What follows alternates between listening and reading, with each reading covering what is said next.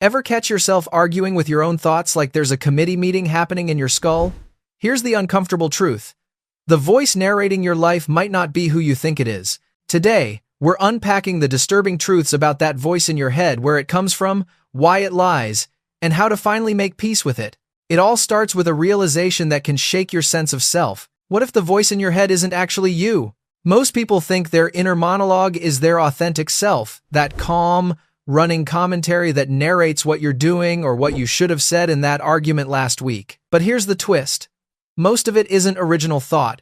It's borrowed noise snippets of how your parents scolded you, how your teachers corrected you, how strangers online sound when they criticize. The brain records and replays tones that carried emotional weight, turning them into your inner voice. So when you catch yourself repeating the same doubts or judgments, that's not self-awareness, that's programming. Once you start to spot those patterns, the voice loses some of its grip. Try this. The next time you notice your inner voice being cruel, ask, "Whose voice is this really?" and watch how it stumbles. Now, even when that voice sounds familiar, it often can't help but twist the truth. Your inner critic has a favorite pastime lying to you. Thanks to something called the negativity bias, your brain is evolutionarily wired to prioritize bad news over good. It's what kept our ancestors alive, better to overthink a rustle in the bushes than ignore a tiger. But now, that instinct plays out in your self-talk. You forget the compliment, but remember the criticism. You replay what went wrong, but gloss over what went right. The result?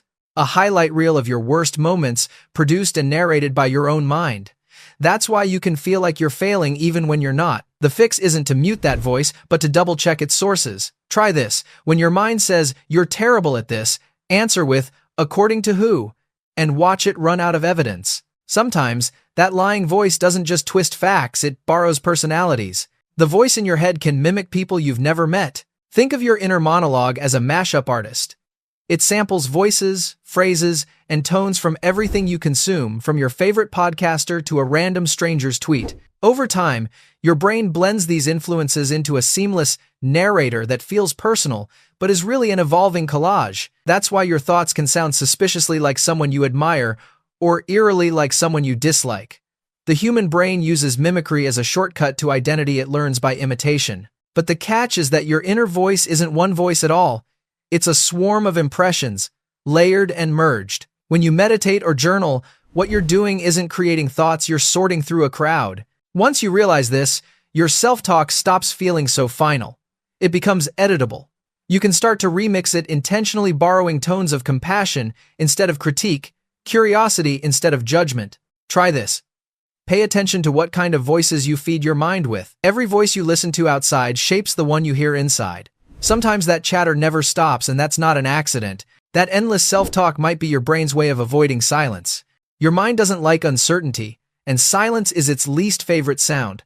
So, it fills the gaps with noise, mental commentary, daydreams, fake conversations. For many, that chatter is a defense mechanism. It keeps them from facing deeper emotions or existential quiet. The mind would rather create chaos than risk stillness. That's why when you try to meditate, your thoughts go into overdrive. But if you can resist the urge to fill the space, something surprising happens. Clarity. When the voice pauses, you see things as they are, not as you narrate them. Try this. Sit in silence for 60 seconds. Not to clear your mind, just to notice what rushes in to break it. And here's where things get more disturbing. That voice might not always be on your side. The voice in your head might not always have your best interests at heart. Scientists studying brain imaging have identified two competing systems, one that handles focused action and another called the default mode network that takes over when your mind wanders. When the latter dominates, you enter loops of rumination, replaying failures, predicting rejection, rehearsing imaginary disasters. This system isn't evil. It's trying to anticipate pain to help you survive, but it often overshoots, turning ordinary thoughts into psychological quicksand. The worst part? These thought loops feel personal, like you chose them, when they're really just neural habits firing on autopilot. Ever find yourself replaying an embarrassing moment from 10 years ago? That's not guilt, that's your brain's pattern generator misfiring. Understanding this doesn't mean you can switch it off instantly, but awareness is the first lever. You can train attention, redirecting focus from loops to presence. It's not willpower, it's neurological training. Over time, those loops weaken. Try this.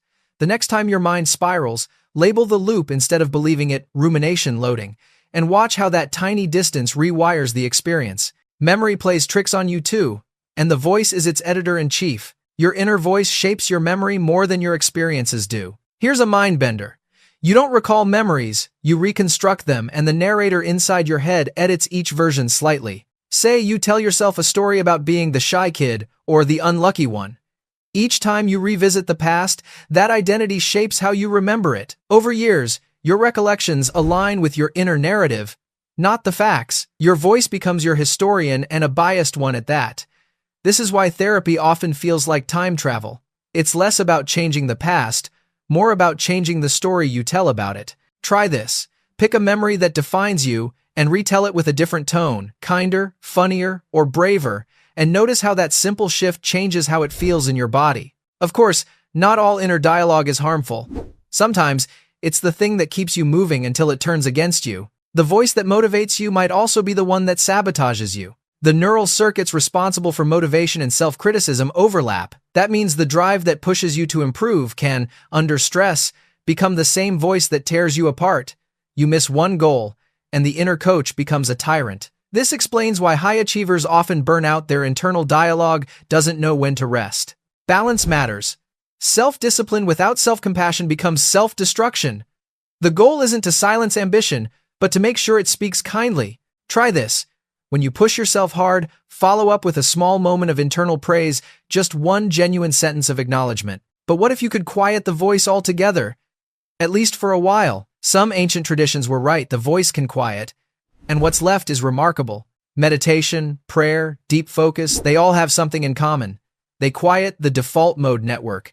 That's the same part of the brain responsible for your mental chatter. When it settles, you don't become blank, you become aware. You start noticing reality without commentary, colors feel richer, time slows, breath feels like a story on its own.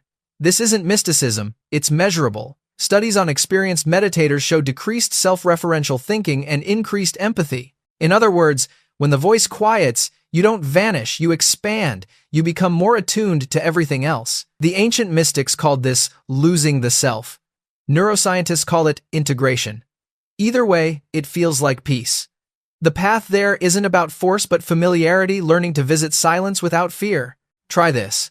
Close your eyes and count 5 breaths, not to calm down, but to notice the space between each thought. That space is where peace lives.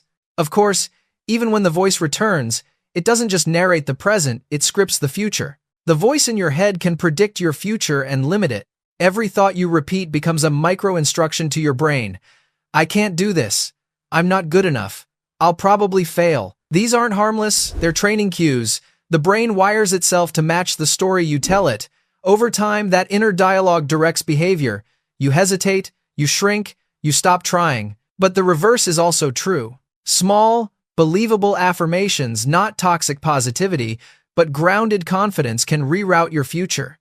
You literally speak new neural pathways into being. Try this. Replace one self-limiting phrase with something 5% more generous, not, I'm amazing, but I'm learning. That's how you shift the trajectory. And eventually, you learn the final truth: you can't defeat the voice, but you can make peace with it. You can never get rid of the voice, but you can make peace with it. Silencing your thoughts forever isn't enlightenment, it's impossible. The goal is harmony. To turn the voice from a critic into a companion. It's about integration, acknowledging its fears, guiding its tone, and remembering that you are the listener, not the speaker. The more you observe the voice without judgment, the less it controls you. Over time, it becomes what it always was: background commentary on the movie of your life. Try this. The next time your inner voice speaks, respond softly, I hear you. It's amazing how quickly it calms when it's finally listened to. So maybe the voice in your head isn't an enemy after all. Maybe it's just a confused friend who learned the wrong language, and you're the only one who can teach it a better one. If this helped you see your inner world differently, stick around. There's a lot more to unlearn.